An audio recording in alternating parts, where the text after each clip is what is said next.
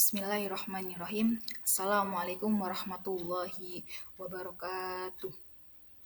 Alhamdulillahirabbil alamin wa bihi nasta'in ala umurid dunya waddin wassalatu wassalamu ala asrofil anbiya'i wal mursalin wa ala alihi wa sahbihi ajmain amma ba'd. Yang saya hormati Bapak dosen pengampu mata kuliah media pembelajaran Bapak Rizky Abdillah MPD serta teman-teman saya yang akan menyaksikan presentasi saya. Pertama, marilah kita panjatkan puji syukur kehadirat Allah Subhanahu wa taala atas rahmat dan berkahnya sehingga kita bisa menjalankan tugas media dengan baik. Kedua, sholawat serta salam senantiasa terlimpahkan dan tercurahkan kepada junjungan kita Nabi besar Muhammad sallallahu alaihi wasallam yang telah membimbing umat manusia ke jalan yang diridhoi Allah Subhanahu wa taala. Semoga kelak kita mendapatkan syafaat beliau. Amin ya rabbal alamin. Yang terakhir, izinkan saya untuk memperkenalkan diri. Perkenalkan, nama saya Rizky Amalia, nomor NIM saya 141122092. Saya dari kelas PAI 3B, Institut Agama Islam Bakti Negara Tegal. Di sini saya akan menyampaikan materi tentang metode Amsal di dalam Al-Quran. Iya, di sini saya akan menjelaskan Amsal Al-Quran. Amsal Al-Quran merupakan salah satu dari tema-tema ilmu Al-Quran yang mana menjadi sesuatu bukti bahwa Al-Quran itu benar-benar kalamullah yang tidak ada tandingannya. Amsal itu berasal dari bahasa Arab masalun. Kalau secara bahasa Indonesia itu misal, permisalan atau perumpamaan. Nah, mengapa sih Allah menghadirkan kisah dan perumpamaan dalam Al-Quran? Karena di dalam Al-Quran itu kan banyak ayat-ayat yang mengandung perumpamaan. Hal ini tujuannya untuk menjadi pelajaran bagi manusia agar lebih mudah difahami dan diterima. Kalau ada pengertian metode Amsal.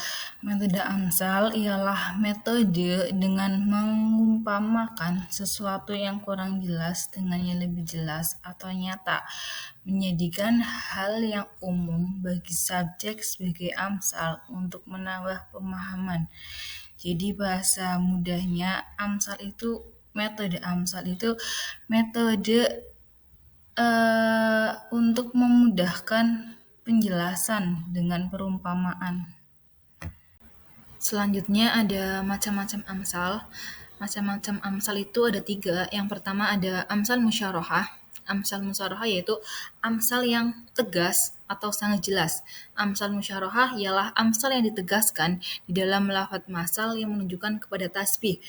Jadi Amsal Musyarahah ini perumpamaannya itu sangat jelas. Maksud jelas di sini itu di contohnya atau di kalimatnya itu langsung menyebutkan kata misal. Contohnya pada surat Al-Baqarah ayat 17. Mathaluhum kamasalil ladzis tauqada naro falamma adaat ma haulahu dahaballahu binurihim wa tarakahum fi dulumatil la yubsirun. Yang artinya perumpamaan mereka adalah seperti orang yang menyalakan api.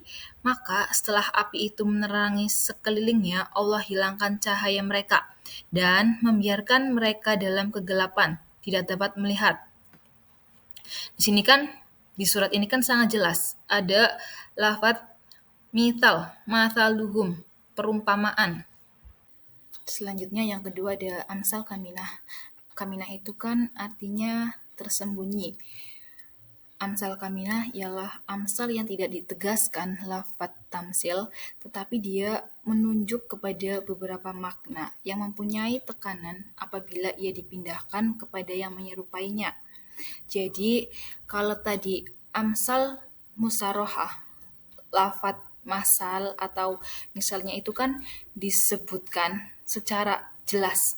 Jadi pada suratnya itu ada kata misal. Kalau Amsal Kamina itu tidak disebutkan lafadznya, tetapi Amsal Kamina itu memiliki makna yang mengandung perumpamaan atau permisalan. Contohnya pada surat Al-Furqan ayat 67.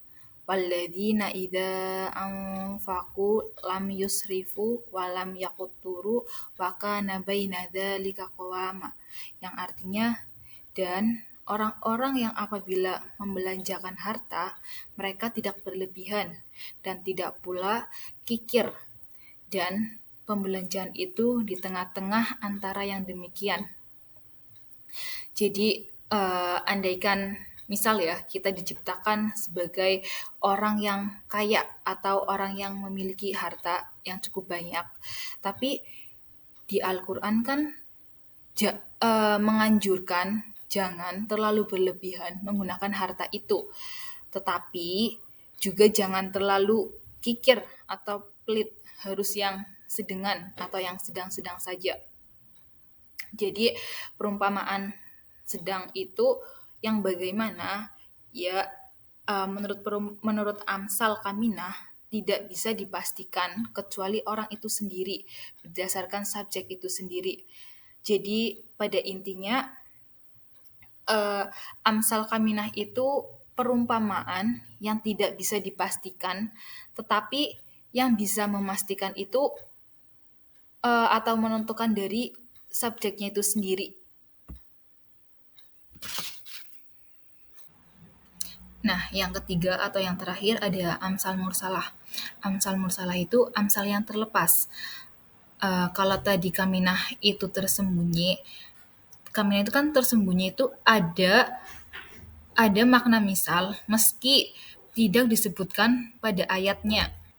Tetapi kalau Amsal Mursalah itu ada perumpamaannya, tetapi maknanya itu terlepas, tidak tegas, tidak tersembunyi. Nah, pada Amsal ini para ulama itu banyak yang berbeda pendapat. Ada yang mengatakan ini bukan Amsal, ini hanya sebuah pernyataan. Karena banyak ulama yang mengatakan tidak bisa dijadikan Amsal. Lah, kenapa? Karena kalau dijadikan Amsal, nanti bisa berdampak pada hukum. Contohnya begini, ketika menafsirkan ayat, contoh surat Al-Kafirun ayat 6, lakum dinukum waliyadin, yang artinya untukmu agamamu dan untukku agamaku. Itu kan terlepas, terserah. Nah, ini sebenarnya bisa berbahaya ketika ada orang yang menafsiri, ada orang Islam yang murtad.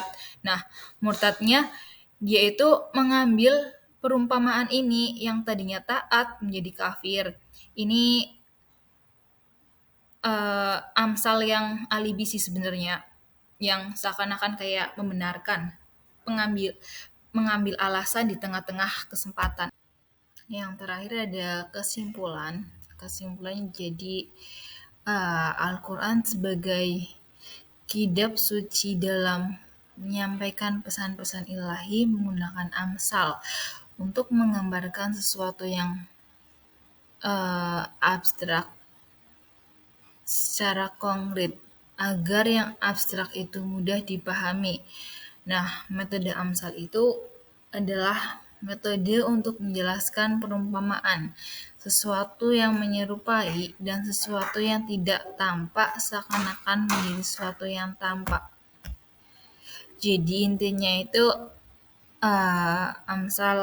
metode amsal itu metode untuk mempermudah memahami isi-isi Al-Quran, karena di dalam Al-Quran kan banyak perumpamaan-perumpamaan. Sekian penyampaian materi saya hari ini. Jika ada kurangnya, saya mohon maaf yang sebesar-besarnya. Semoga apa yang saya sampaikan berguna untuk diri saya sendiri dan banyak orang pada khususnya. Wabillahi taufiq wal hidayah. Wassalamualaikum warahmatullahi wabarakatuh.